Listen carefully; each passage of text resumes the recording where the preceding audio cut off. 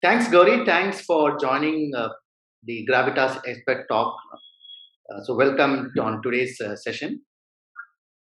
Thank you so much, Dr. Parthiban. And I love this name, Gravitas. It's all about bringing things positivity within. This is what I understand. Thanks so much. Today we are talking about the possibility thinking, or you say the art of possibility.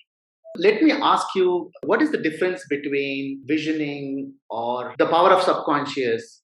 So how do you distinguish, or what are the similarities between the visioning, the power of subconscious, and the possibility thinking, or you can say the art of possibility? Thank you so much for bringing it up because many a times people think that these are all different things. You have to create a vision for yourself, and people think it's all about having that goal. Then when it comes to possibilities, then they think there's something else that needs to be done. And subconscious mind, many of us are not aware. Even I was not aware for a very long time in my life until my graduation, and I had no idea how I could harness its power.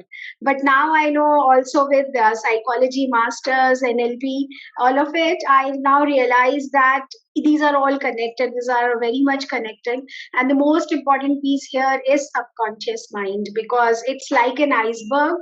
So you have 10% only of your conscious mind, and the 90%, like we say. So I used to think similar, but now I understand these are different after my psychology masters and NLP. These are all similar things, and they help us achieve our vision. And how subconscious or unconscious mind plays is very important. So what we work on most of the times is just 1/8 of the piece, which is our conscious mind. But the unconscious, which is actually driving us, which is actually creating limitations or possibilities for us, we hardly look at it. It's like an iceberg. So we see and we work on it. We don't even care about this particular piece.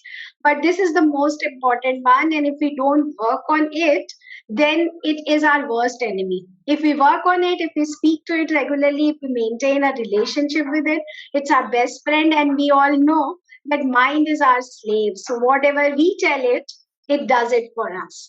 If we tell there are lot many challenges in life, we are not good enough, we can't do anything, there is fear, there is failure, there is shame, then it knows that it has to create those possibilities. And it will create possibilities which are actually limitations for us, but for it, the job is to create those limitations. But if we start telling it that the life is all about abundance, life is all about bringing in a different perspective, the perspective of possibilities, that anything can happen. And a very simple example, like 1 plus 1. Generally, we say the answer is 2, and Bollywood has made it famous that 1 and 1 can be 11. But if we take a chewing gum and we add another 1 and 1 would become 1. Now you and I, we are connecting for this, but this is not going to be end of this collaboration. So you and I, 1 plus 1 would become infinite, because we have that energy to come together, collaborate more and more. One plus one in binary would become 1 0. So it's like 1 plus 1 can be anything, but our conscious mind only knows that it is 2 or it is 1 and 1 11. Yeah. It's on subconscious to bring up those things, create more and more possibilities. But Absolutely. we have to work on it, give it the positive direction. Otherwise, like I said, it is our worst enemy. I myself have experienced a lot of benefits of thinking positively. So to me, right, if I say uh, the simply put, possibility thinking is the willingness to see possibilities everywhere, instead of limitations. And I believe we are in times in our culture where we need people who can engage and inspire others to see more than just the problems before us.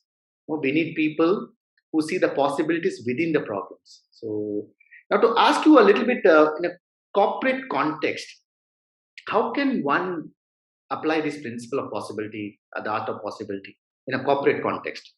I know there are many great stories about several businessmen, several entrepreneurs, and all that. But if you have to just put this in a corporate context, can you share some examples? Yeah, so I think this is one of the most important thing for leaders, because the first thing that I listen to is like, this is not possible, we have never done it here.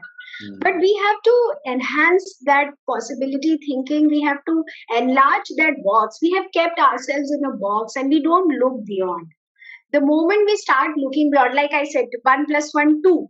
If Mm. for a simple thing, 1 plus 1 can be so many possibilities, why can't we have more and more in business? So, most of the times, the first response would be, this candidate cannot be hired because he or she does not carry that experience, or this is the limitation with this person. And this is a thinking which we have been brought up with. This is how we have been told, and we never knew the concept of unconscious mind, so we never trained it as well. We always looked at surface level, did our work, and move forward. But now that things are changing so quickly, and now we know there are mental health challenges, there are business challenges more and more even after this pandemic, this particular thing comes to rescue if we can deploy it well. And like you rightly said, the motivation, it's not only about us, it's about others also. So when we start looking at possibilities, we start looking at possibilities in relationships also. So one becomes the creative piece where we are looking at only limitations first to identify. Why am I stuck? What is it that I'm not looking at? And the solution can be found. Second one would be connect with people.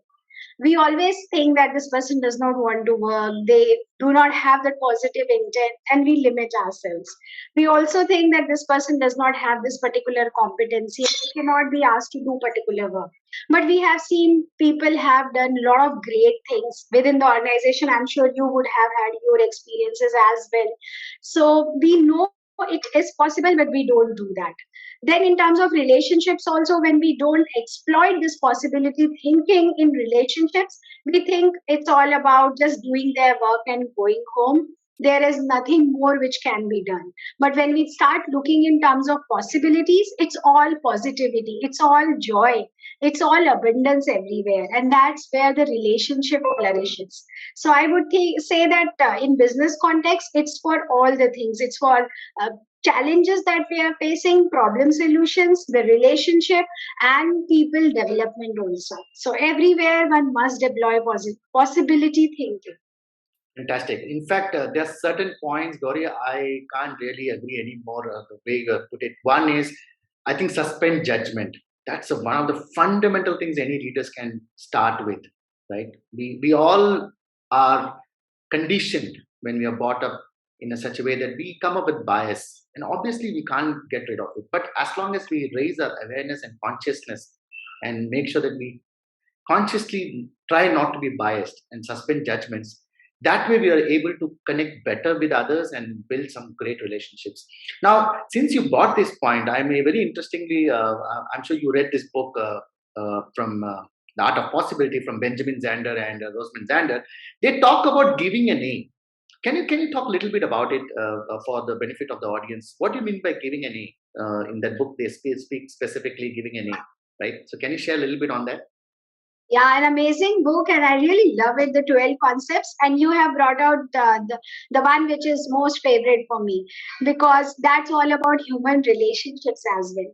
So, what it says, the way you explained already, that you have to give the highest grade possible to everyone, including yourself.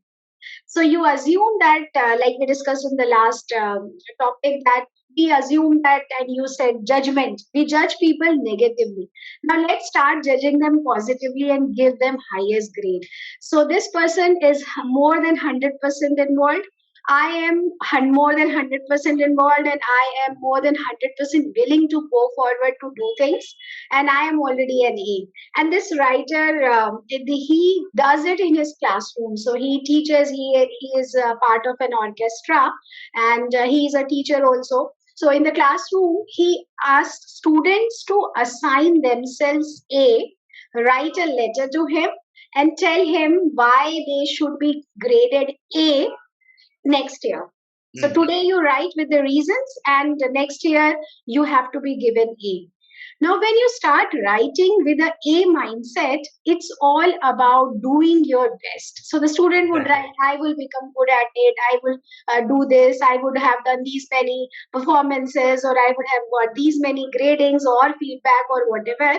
And likewise, the most important elements that he brings in is kindness. They have to talk about how kinder they would become as well. So once everything is positive, there's another story also in the book, very interesting story. There's a lady who always thinks that her father never cared about her, and she never talks to him. He goes for a divorce and second marriage, and then for years he tries to make a contact, but this lady doesn't budge up. When she reads this and when she goes for a thinking, then she one day she assigns A to her father, that her father was best. He did whatever he could for the family, for her also. And the same day she gets a bundle of letters from her father, who talked about how good she is and how she has developed herself in a professional woman and achieved his dreams. So this is how unconscious minds also work, right? We are aligning everything here. So she assigns A, and the same day she's getting that bunch of letters. This is how things are correlated. It's cosmic energy, and I strongly believe in it. Yeah. In fact, if you really look into the psychology part of it, you are evaluating yourself today for the future, and you are giving the reasons why are you evaluating A for the future. So once you start giving the reasons, you automatically tend to keep up that, right? You can't go back because you already committed. So that's a very powerful. It's a very powerful mechanism to kind of stay committed and and gives a sense of motivation or inspiration to achieve that. Since you already graded A and you have committed 5 things, it's very unlikely that you will not do that, because then again you can't grade yourself A, right? So that's really the amazing way of thinking ahead of and putting a process to achieve something bigger. Now, so let's wrap it up with one final thing, Gauri. Um, is there any framework or a process for our audience, for our viewers to take today so that they can immediately apply and learn and maybe try and embrace the art of possibility? So could you share, maybe you could share a framework which has been developed by others, or maybe something which worked for you, whatever, right? Is there something, framework, process, something which someone can start applying, learn and apply immediately? Yeah, thanks for bringing this, because there should be some takeaway which can be quickly implemented. That's what we look at. And yes, we are going to give it to our audience. For me, whatever has worked, I'll share. And I have created it in form of SAY, which is say. So you can easily remember as well. Where S stands for self leadership.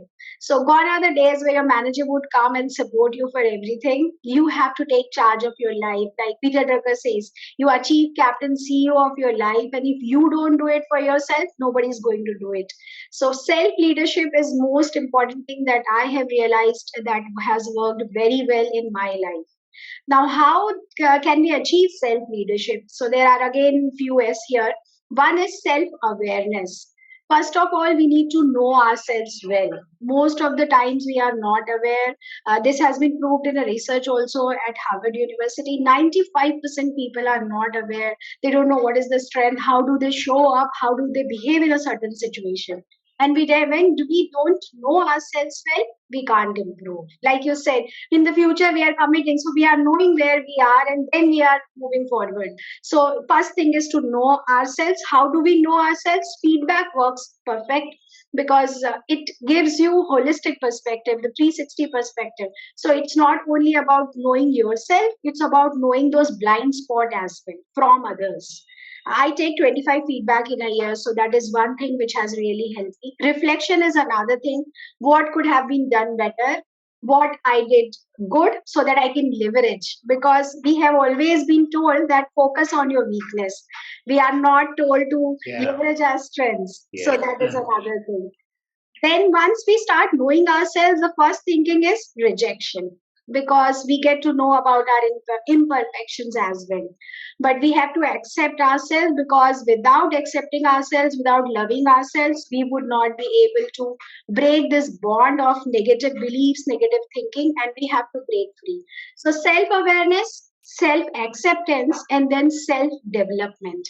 And how do we develop all ourselves? Continuous learning. Now we know that only formal education ends when we end college. Even at the age of 65, 70, I'm seeing people doing courses. You are an example yourself. So much learning you are doing. So we have to do it through the life. Yes. Mentors, coaches, that is another thing through which we can uh, they regularly develop ourselves. So self leadership comprises of self awareness, self acceptance, and self development. This is S. Then comes A. A is accepting new mental models. Okay. Now, when we have limited thinking, limited knowledge, limited stories, because we look at the world with the stories that have been told to us, with the experiences that we have.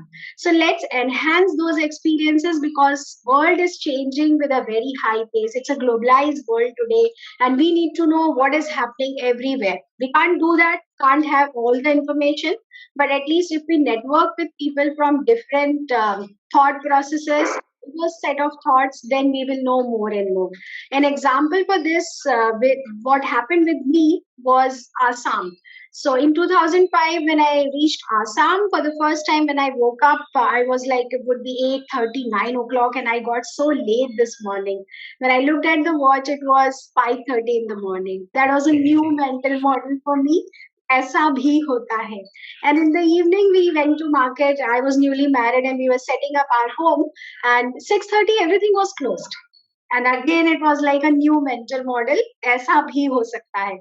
So likewise, when we start going beyond our comfort zone, and when we start connecting with diverse set of people, we get these new mental models. So this is Y piece, or sorry, A piece of accepting new mental models, and Y is power of not yet.